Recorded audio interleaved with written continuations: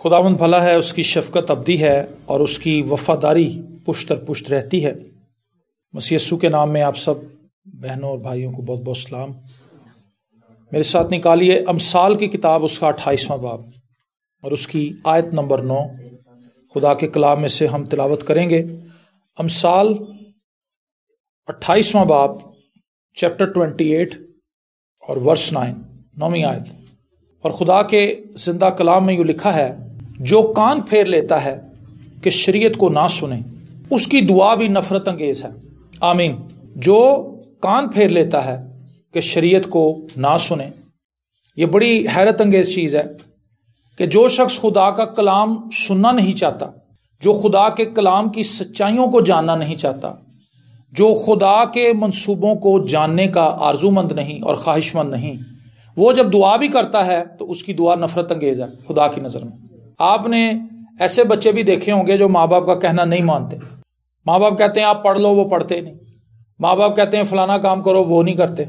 ठीक है, अपनी तमाम तर ढिठाई के बाद, ठीक है जी, अपनी नाफरमानी के बाद, अपनी तमाम तर नाफरमानी के बाद जब वो बच्चे अपने माँ बाप से कोई चीज़ रिक्वेस्ट करें तो क्या माँ बाप को वो बच्चे उस वक्त अच्छे लगते हैं? क्यों जी? होमवर्क भी ना कर रहे हों, बात भी ना मान रहे हों, और फिर कहेंगे पापा जी ज़रा 100 रुपया तो दो, ज़रा चॉकलेट ले आनी। पापा फिर गुस्सा करेगा, क्योंकि जो उसकी रिक्वेस्ट है उस वक्त वो गुस्सा चढ़ाने वाली है कि पुत्र चीज़ तो मैं कदी लैके नहीं दी, तुसी सब कुछ खांदे जी, लेकिन जिहड़ा काम तुहानू करना चाहिए वो तुसी करदे नहीं। इसी तरह से वो शख्स जो शरीयत को सुनने से कान फेर लेता है कि मैंने खुदा का कलाम नहीं सुनना जी। बहुत से लोग हमारे पास आते हैं, आकर वो अपनी मुसीबतें बिपताएं बताते हैं, और हमारे पास उन्हें बताने के लिए सिर्फ एक ही चीज़ है कि आप तौबा करके अपने गुनाहों का इकरार करें और आप खुदा के पास आ जाएं। वो साढ़े मूँह नूं देखते हैं, वो कहते हैं यार किहो जी गल करन डे ने पाजी साहब, मैं दस रहा मैं कर्जे थले डुब्बिया आया, मैं दस रहा पठान मेरे मगर लगे ने, मैं दस रहा मेरे पीछे पुलिस लगी, पादी साहब कहने तौबा कर। उनको हमारा मशवरा बेवकूफ़ी लगता है, उनको हमारी बातें हमाकत की बातें लगती हैं, लेकिन हम उन्हें मसले की जड़ तक लेकर जा रहे होते हैं। अगर आप मसले की जड़ को नहीं काटेंगे, अगर आप इस मसले को सॉल्व नहीं करेंगे तो आप कभी भी रिहाई नहीं पा सकेंगे। और फिर वो क्या करते हैं, वो कहते हैं छड्डो जी तौबा, पादरी दे आई कहते हैं तौबा करो, तौबा करो। हम तौबा नहीं करेंगे। पादी साहब को चाहिए था कि वो मेरे लिए दुआ करें, दुआ तो हम उनके लिए कर देते हैं, लेकिन जब वो खुदा के कलाम को सुनने से इनकार कर देते हैं तो फिर उनकी जो रिक्वेस्ट है खुदा भी उसको सुनने का पाबंद नहीं। हालांकि खुदा अपना सूरज नेक और बदों दोनों पर चमकाता है, लेकिन खुदा ये चाहता है कि गुनाहगार शख्स तौबा करे, वो खुदा के कलाम को सुने, वो खुदा के कलाम की सच्चाइयों से वाकिफ हो और अपनी जिंदगी को खुदा के कलाम के मुताबिक तामीर करे। आज इस दुनिया में बेशुमार ऐसे लोग हैं जिनको खुदा का कलाम सुनने से कोई सरोकार नहीं, उनको अपने मसाइल का हल चाहिए और उनका मसला कोई भी हल कर दे। ठीक है ना? जो शख्स खुदा के कलाम को सुनने के लिए तैयार नहीं, खुदा के कलाम को तो वो रिजेक्ट कर दे, खुदा के कलाम को मानने से तो वो इनकार कर दे, खुदा के कलाम को कबूल करने से तो वो इनकार कर दे, लेकिन खुदा से वो ये चाहे कि मैं जो कुछ दुआ में मांगू खुदा मेरी सुन ले, ऐसा नहीं हो सकता। ऐसा एक बार हो जाएगा, 2 बार हो जाएगा, 3 बार हो जाएगा, लेकिन उसके बाद खुदा को पता है कि ये शख्स ढीठ है, और फिर होता क्या है, उसके हालात बद से बदतर होना शुरू हो जाते हैं। वर्ष वर्ष वर्ष वर्ष वर्ष बुरे बुरे बुरे बुरे, और वो नाकामी के उस तारीक गार के अंदर दाखिल हो जाता है जहां उसे कुछ सुझाई नहीं देता। फिर वो जादूगरों के पास चला जाता है, फिर वो तावीज़ वालों के पास चला जाता है, फिर वो सियाणों के पास चला जाता है, फिर वो तोहम परस्ती में पड़ जाता है। लोग उसको मशवरे देते हैं, तू देख दे, तू इंज कर, तू उंज कर, और फिर वो एक और काम करता है। जादूगरों के पास जाने के साथ साथ वो एक और काम करता है कि जो भी उसके घर में दुआ करने के लिए आए वो उसको बुला लेता है, कहता आओ जी आओ, आओ जी आओ, दुआ जितनी भी हो जाए थोड़ी। लेकिन असल में उसका मामला अटका हुआ वहीं पे। उसके घर में चाहे पादरी आके रहना शुरू कर दें, अगर वो शख्स तौबा नहीं करेगा तो पास्टर्स उसके लिए कुछ नहीं कर सकते। एक बंदे को बुखार है, वो दवाई खाने लिए मुंह नहीं खोल रहा, असी ਉਹਦੇ ਕੋਲ ਬਹਿ ਕੇ ਕੀ ਕਰਾਂਗੇ? दवाई खोल पई हो भाई, दवाई खा ला, दवाई खा ला, दवाई खा ला, मुंह ही ना खोले, वो कहे तुसी खा लो। भाई साहब मैं नहीं दुआ करनी, तुसी आप दुआ करो, तुसी करो मेरे लिए दुआ। ये हालात है। जो शख्स कान फेर लेता है, जो कान फेर लेता है कि शरीयत को ना सुने, उसकी दुआ भी नफरत अंगेज है, बहुत से लोगों की दुआ इसलिए नहीं सुनी जा रही क्योंकि वो खुदा के कलाम को सुनने के लिए तैयार नहीं है। ये एक बहुत बुनियादी रीजन है। हमें जब फोन कॉल्स आती हैं, लोग फोन करते हैं या मैसेज करते हैं व्हाट्सएप पर, तो वो कहते हैं कि भाई साहब मैं एक लंबे अरसे से दुआ कर रही हूँ, भाई साहब मैं एक लंबे अरसे से दुआ कर रहा हूँ, पादी साहब हम एक लंबे अरसे से दुआ कर रहे हैं लेकिन कुछ भी नहीं हो रहा। उसकी रीजन ये है कि वो खुदा के कलाम को सुनते नहीं। खुदा के कलाम को सुन लेना ही काफी नहीं, खुदा के कलाम को सुनकर उस पर अमल करना भी बहुत जरूरी है। जब यहां पर यह बात आ रही है कि जो कान फैलेता है कि शरीयत को ना सुने, इसमें खाली सुना ही मतलब नहीं है कि आप अपने घर में बाइबल मुकद्दस की रिकॉर्डिंग लगा के फिरते रहे इधर उधर कि जी सीधे सुन रहे हैं। इस सुनने की बात नहीं हो रही। इस सुनने में अमल भी शामिल है, अपनी जिंदगी को चेंज करना भी शामिल है, खुदा के हुजूर इस बात के लिए दुआ करना भी शामिल है कि खुदा तू मुझे बदल। फिर जब हम एक दुरुस्त ट्रैक पर आ जाते हैं तो फिर सारी चीजें ठीक होना शुरू हो जाती है। आज लोग दुआ करते हैं, वो कहते हैं मेरी दुआ, मैं तो गुनाहगार जिहा बंदा वां, मैं तो गुनाहगार जी बंदी हां। एक दफा एक भाई मेरे पास आया, सुने जरा बात, ये बड़ी गौर तलब है। वो भाई मेरे पास आया, उसने कहा जी मेरे भाई के ऊपर ना कर्जा था, कोई 80,000 के 1,20,000 के दरमियान कर्जा था और वो बड़ा परेशान था, गरीब आदमी था। कहता गरीब मैं भी सा सर। कहता मैंने कमेटी डाली हुई थी, मैंने अपनी बीवी से बात की कि क्या ही अच्छा हो कि हम ये कमेटी, मुश्किल में तो हम भी हैं लेकिन हम पे कर्जा कोई नहीं, अगर हम इसका कर्जा उतार दें, इसकी बीवी भी चैन से सो लेगी, ये खुद भी चैन से सो लेगा, इसके बच्चे भी सुकून में आ जाएंगे। उसकी बीवी ने कहा चलो सोचते ताड़ी अच्छी। उसने 1,20,000 रुपया कमेटी जो निकली थी अपने भाई को दे दी। पहले उसने उसको बताया नहीं कि हमारे पास पैसे हैं, उन्हें कहा तू घर आ यार, तू बड़े देर तो मेरे को लाना है, तू बार बार मैंने कहना भाजी मेरे तो कर्जा है ना, मैं बड़ा परेशान हूं। उसने कहा हाँ जी कर्जा तो बहुत है। तो उसने कहा कि जरा यहाँ पे कॉपी पे लिख के मुझे दे कि कितना कर्जा तेरे पास, किस किस के पैसे देने। उसने कहा जी 6,000 फलाने का, 5,000 उसका, 10,000 उसका। वो कर करा के कोई 1 लाख के ऊपर थोड़ी सी रकम बनी। उसने उसको 1,10,000 रुपया दिया। उसने कहा फिर सोच ले कोई और बंदा तो नहीं। कहता नहीं जी मैं चंगी तरह सोच लिया, होर कोई बंदा नहीं, मेरा सारा कर्जा एहो ही है। उन्हें कहा ला यार फड़ जाके सारे लोगों को पैसे दे। ठीक है जी। अब उस शख्स ने क्या किया, कर्जा दे दिया, लेकिन उसके बाद उसने अपने दूसरे अजीजों में जाके कभी ये नहीं कहा कि जी मेरे भाई ने मेरा कर्जा उतारा है। चलो ना बताता, लेकिन वो कम से कम अजीजों में जाके ये ढिंडोरा ना पीटता कि जी मैं अजय भी कर्जे थले दबे हैं। अच्छा, थोड़े दिनों के बाद उसका भाई अपने किसी अजीज के पास गया, उन्होंने कहा यार तेरा भाई आया सी यार बड़ा कर्जे थले दबे है। उन्होंने कहा है, वो चुप रहा, उसको नहीं उसने बताया। उसने उसको फोन किया, उन्होंने कहा यार तेरा कर्जा मैं सारा ला देता, तू हजे भी कह रहा है कि मेरा। वो कहता भाजी बस मेरे मुंह निकल गया। फिर वो किसी और जगह पे मिले शादी में, फिर वो सब लोगों को यही कह रहा था, असल में वो ये चाह रहा था कि दूसरे लोग भी शायद मुझे पैसे दें। मैं आपको ये चीज बताना चाहता हूं, मैं आपको ये बात बताना चाह रहा हूं इस कहानी में से, यीशु मसीह ने मेरे और आपके गुनाह माफ कर दिए हैं, लेकिन असी हजे भी कह रहे हैं असी गुनाहगार, असी हजे भी कर्जे थले हैं। ठीक है जी, साड़ी अन्नी मत मारी गई।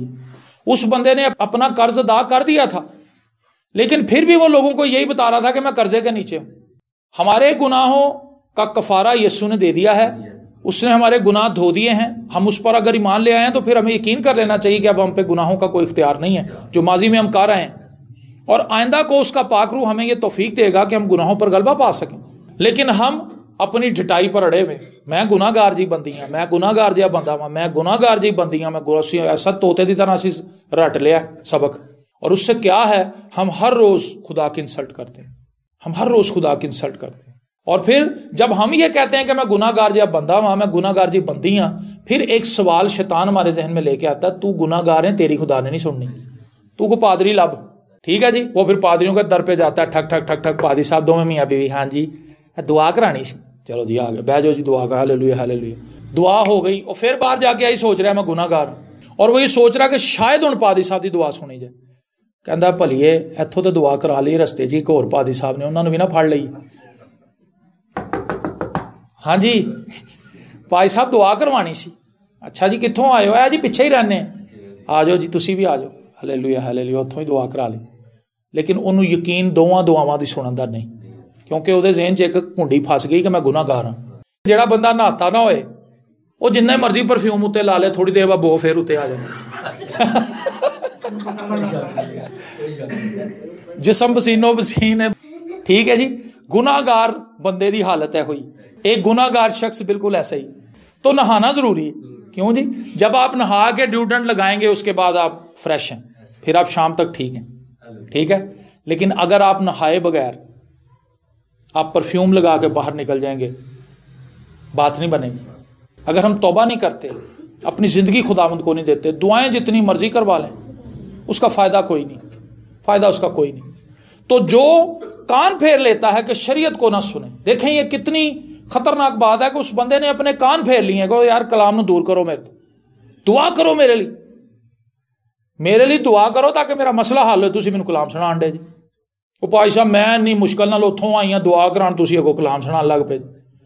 मतलब उसके जहन में यह चीज़ है कि भाई कलाम ना सुनाएं, हमें खुदा के कलाम की कोई ज़रूरत नहीं, हमें बस दुआ करके यहाँ से भेजें और हमारे मसले हल होने चाहिए। मसले हल नहीं होंगे, मसले उधर ही रहने हैं। और अपने आप को खुदा के कलाम में रख कर चेक करें। यह मत समझें कि मैं बहुत बदल गई हूँ, मैं बहुत बदल गया हूँ। ये एक और शैतान का फंदा है, जाल है जो वो लोगों पे डालता है। उनको कहता तू बहुत बदल गई है, तू तो हो रही नहीं, तू हो रहा ही नहीं, पहले वे तू कहता सा। लेकिन असल में अगर आपने अपने आप को चेक करना है तो खुदा का कलाम है जिसमें आप अपने आप को रख के देखेंगे। ये वो आईना है जो आपको आपकी दुरुस्त शक्ल दिखाएगा। अगर तो ये आपको टेस्ट कर देता है कि हाँ भाई वाकई तेरे अंदर बदलाव है, फिर ते ओके वे। और अगर आप खुद समझ रहे हैं तो फिर आप धोखे में हैं। सीधी सी बात। अगर खुदा का कलाम हमें यह कह दे वेरी गुड, ये फियल हकीकत इसराइली है, इसमें मकर नहीं। यसू ने अपने मुंह ही कहता नतनीएल के बारे, फिर डाउट क्या था? नतनीएल अपने बारे में चाहे जो मर्जी सोच रहा था, लेकिन यीशु मसीह ने कहा यह फियल हकीकत इसराइली, इसमें मकर नहीं है। पूरे इसराइल के अंदर यह बात धूम गई होगी नतनीएल के ताल्लुक से कि वाह यार खुदावंद ने बारे में कहता। जो कान फेर लेता है, अगर हम खुदा के कलाम के शिनवा हों, खुदा के कलाम को सुनने के लिए आमादा हो जाए, तो हमारे लिए ब्लेसिंग्स आएंगी। महज सुनने के साथ मैं अमल करने की भी बात कर रहा हूं, उसको अपने दिल में महफूज रखने की भी बात कर रहा हूं। ज़बूर 81 मेरे साथ निकाली, साम 81 10वीं आयत से आगे पढ़ते हैं इसको। देखें जरा, जो लोग खुदा का कलाम नहीं सुनते उनके बारे में खुदा क्या सोचता है। 10वीं आयत से, खुदावन तेरा खुदा मैं हूं। यह खुदा इसराइल से मुखातिब। खुदावन तेरा खुदा मैं हूं जो तुझे मुल्क मिस्र से निकाल लाया। तू अपना मुंह खूब खोल और मैं उसे भर दूंगा। पर मेरे लोगों ने मेरी बात ना सुनी और इसराइल मुझसे रजामंद ना हुआ। हम आज खुदा के साथ एग्री नहीं हम खुदा के साथ। हम खुदा की बातों को यार खुदा ने केड़ी मुश्किल च फसाता है, मैं हम माफी मैं ही करना है, गरीब नूं भी पैसे मैं ही देने ने, मेरा घाटा ही घाटा है। हम खुदा के साथ रजामंद नहीं है और इसराइल मुझसे रजामंद ना हुआ, बस मैंने उनको उनके दिल की हट पर छोड़ दिया। ये बहुत ही खतरनाक बात है। खुदा कहता जा पुत्र जो कर सकना कर लै, जिन्नी दौड़ ला सकना ला लै, जिधर मर्जी भज लो जी। भज्या फेरिया कदी इधर कदी इधर, कदी उस चर्च कदी उस चर्च कदी उस चर्च, तौबा नहीं कर रहा, खुदा की गल नहीं सुन रहा। एक बंदा तंबाकू नोशी करता था, तंबाकू वाले पान खाता था, वो इधर आ गया। जुमे की इबादत उस वक्त होती थी शाम को, तो पास्टर जस्टिन ने उसका नाम लिया। उनको तो नहीं पता था, पास्टर जस्टिन ने नाम लिया उस बंदे का कि भाई खुदा तुझे ये कह रहा है कि तू अपनी तंबाकू नोशी को छोड़ दे, तौबा कर, खुदा के पास आ, खुदा तुझे बरकत देगा। कहता दसो यार एनू मैं ही लब्बा वा, एने बड़े लोग सन ते मेरा नाम ले लिया। उसने हवा में उड़ा दी बात।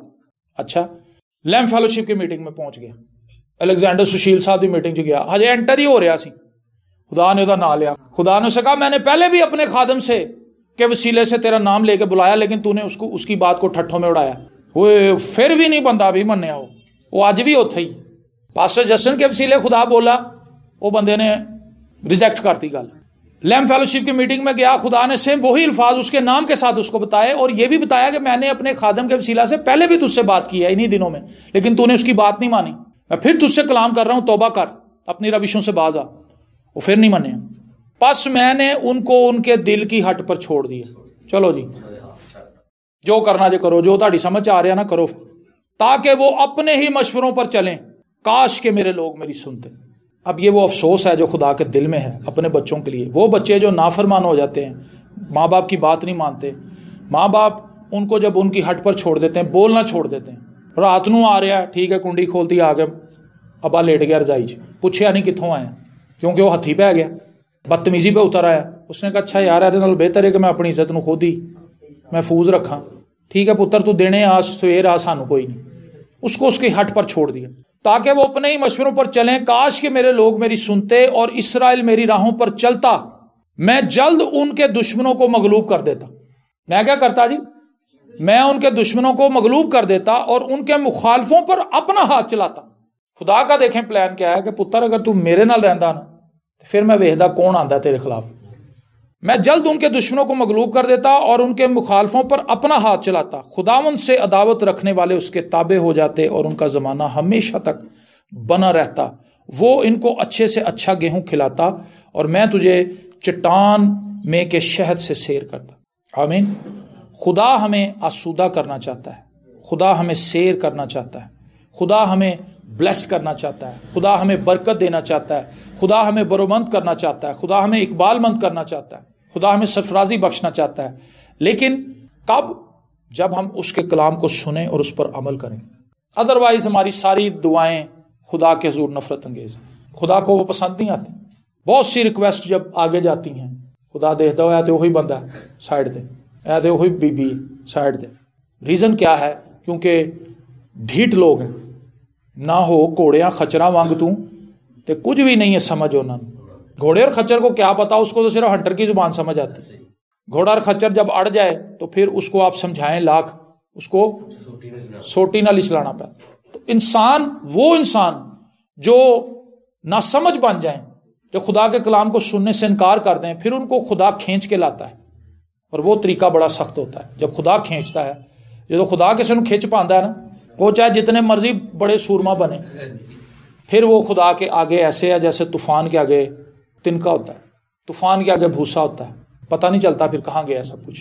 तो इस चीज़ से हमें बाज रहना चाहिए कि हम खुदा के गज़ब को ना अपने ऊपर भड़का लें। एक वक्त में खुदा बात करता है, बेटा मेरी बात सुन ले, बेटी मेरी बात सुन ले। एक वक्त में खुदा हमें हमारी हट पे छोड़ देता, नहीं सुननी तो फिर ना सुन बेटा, जा। खुदा को तो पता है कि एट दी एंड अगर इसने फलाह चाहनी है, बरकत चाहनी है, इसने ज़िंदगी पानी है, तो इसको आना मेरे पास ही पड़ेगा। अगर वो नहीं आएगा तो वो मर जाएगा, वो हलाक होगा। लेकिन अगर वो खुदा के पास आएगा तो वो बच जाएगा। लेकिन सवाल ये है, क्या हर वक्त ही तौबा का दरवाज़ा खुला रहता है? मैं ये कभी कभी सोचता रहता हूँ कि क्या हर बंदे के पास ये ऑप्शन है कि जी जो मैं मरन लगाऊंगा उस तो पहले मैं तौबा कर लूँगा। हमें मरने का ही नहीं पता। मतलब एक बंदा मेरे स्कूल में, मेरे साथ एक फ्रेंड था, उसका भाई ऊपर सोया मर गया था। कैसे? हवाई गोली से। शादी पे फायरिंग की, तड़ गोलियां चलियां, किसी का शराब पीती सी, किसी ने उन्हें सीधी फायर कर दिता। वो छाते सुता सी, गोली उसके दिमाग च बढ़ गई, दिमाग में से एक साइड से घुस के दूसरी साइड से निकल गई। वो सोया मर गया। अब अगर वो गुनाहगार था तो क्या उसको तौबा की मोहलत मिली? ऐसा तो नहीं कि हर बंदे ने बीमार होकर मरना है। रोड एक्सीडेंट में आप मर सकते हैं, सीढ़ियों से स्लिप होकर आप मर सकते हैं। आलू वाली रेड़ी तो जिथों आलू लै रहे उत्थे बंब भी हो सकता। होया भी इस तरह होंदा रहा पिछले सालों में। साडे बेशुमार लोग बाजारां च गए ने, वापस नहीं आए, वो नहीं वापस आए। सो ये बात सोचने वाली है कि क्या हर बार ही हमें ये मौका मिलेगा कि हम तौबा कर लें? कुछ लोग ऐसे भी हैं जो अपने वक्त को ज़ाया कर रहे हैं, अगर आप पैदाइश की किताब पढ़ें, जब नूह ने कश्ती बना ली, जानवर भी अंदर चले गए, नूह की फैमिली भी अंदर चली गई, तो वहां पर लिखा खुदा ने कश्ती को, उसके दरवाजे को बाहर से बंद कर दिया। खुदा ने खुद कुंडी लगा दी। अब जब खुदा ने कुंडी लगा दी तो नूह कैसे खोल सकता था? पॉसिबल नहीं था। फिर पानी चढ़ना शुरू हुआ, लेकिन अब उनके पास मौका ख़त्म हो चुका था। तो जो कान फेर लेता है कि शरीयत को ना सुने, उसकी दुआ भी नफरत अंगेज है। बजाय इसके कि आप खुदा के हुजूर अपनी दरखास्तें रखें कि हमारी ज़िंदगी को आसान कर दे, ये आसाइशें दे दे। खुदा चाहता है कि पहले हम अपने आप को दुरुस्त करें, पहले हम उसके कलाम को सुनने के लिए मादा हों, पहले हम उसके कलाम को कबूल करने के लिए मादा हों, पहले हम उसकी मसीह के ज़रिए मुफ्त निजात को कबूल करने के लिए मादा हों, मसीह यीशु पर ईमान लेकर आएँ, मसीह यीशु को अपनी ज़िंदगी दें, अपना शख्सी निजात देंदा उसे कबूल करें। उसके बाद हमारी दुआएं खुदा के हुजूर वैल्यू रखती हैं, वैल्यूएबल हो जाती हैं। आपको ये बात समझ आ गई बच्चों? ठीक है। तो आपने ये पहले सोचना है कि पापा से चीज़ तो मैं मांगने लगा हूँ, मामा को मैं रिक्वेस्ट तो करने लगी हूँ, लेकिन क्या जो आज मामा ने मुझे सुबह कहा था, जो पापा ने मुझे कहा था, क्या मैंने उनकी बात मानी थी? इसी तरह से वो शख्स जो खुदा की बात नहीं मानता, खुदा का कलाम सुनने में इंटरेस्ट नहीं रखता, उसकी दुआएं खुदा के हुजूर कैसे मकबूल ठहर सकती हैं? ये क्वेश्चन है, ये हमने अपने आप से पूछना है। आइए हम अपनी आंखों को बंद करें और हम दुआ मांगें। बैरोबर के खालिक और मालिक, तेरा शुक्र हो, तेरी तारीफ हो कि तू हमसे बर वक्त कलाम करता है। तू हमें सिखाता है कि हमने क्या करना है, तू हमें गाइड करता है। और खुदाम तू ये चाहता है कि जो राह तूने हमें दिखाई है हम उसके मुताबिक आगे बढ़ें, हम उसके मुताबिक चलें, ताकि खुदाम हम तुझसे बरकत पा सकें। तेरी गहरी ब्लेसिंग को, तेरी गहरी कुदरत को अपनी ज़िंदगी के लिए मांग लेते हैं और दुआ करते हैं कि खुदाम तू हम सबको अपने हजूर कायम रहने का फजल नायत कर। और वो अजीज़ जो इस पैगाम को सुन रहे हैं और इस दुआ में भी हमारे साथ शरीक हैं, उन पर भी तेरी बरकत चाहते हैं और मिन्नत करते हैं कि खुदावंद तू उनको गहरी बरकत देना। आज तो उनके दिलों से कलाम करना। कोई बहन अगर ये पैगाम सुन रही है, किसी भाई ने अगर ये पैगाम सुना है, किसी बुजुर्ग ने अगर ये पैगाम सुना है, किसी बच्चे ने ये पैगाम सुना है, बेटी ने सुना है, किसी बेटे ने सुना है, यीशु के नाम से खुदावंद ये पैगाम, ये कलाम, ये सोच उसके दिल के अंदर नक्श हो जाए और खुदावंद वो अपनी ज़िंदगी पर गौर करे कि मैं गुनाहगार हूँ, मैं गुनाहगार हूँ, और वो खुदावंद तेरे हुजूर ताइब हो जाए। हम ये दुआ करते हैं और खुदावंद हमें ये तौफीक दे कि हम तेरी बात को सुनने के लिए आमादा रहें, हम तेरी बात को अपने दिल में खुशी से कबूल कर लें और खुदावंद हम उस पर बड़ी खुशी के साथ अमल भी करें, ताकि खुदावंद हम इस ज़मीन पर रहते हुए तेरा जलाल जाहिर कर सकें और खुदावंद हम दूसरों के लिए गवाही बन सकें, हम दूसरों के लिए नमूना बन सकें और हम उन्हें खुदावंद तेरे पास लाने का सबब बन सकें। लोग हमसे पूछें आपकी ज़िंदगी में ये तब्दीली कैसे आ गई, आप किस तरह से इन सारे मामलात को मैनेज कर रहे हैं, भाई मुझे भी बताएं। और फिर हम उन्हें बताएं कि हमारा यीशु हमें हिकमत और दनाई देता है, वो हमें ज़ोर और कुव्वत देता है ताकि हम ज़िंदगी के इन मसाइल के ऊपर गालिब आ सकें। खुदावंद हम दिल की गहराइयों से तुझसे मिन्नत करते हैं, दिल की गहराइयों से तुझसे इल्तिजा करते हैं, हमारी दुआओं को सुन और अपने बेटे यीशु मसीह के नाम से हम सबको कसरत की बरकत दे। आमीन।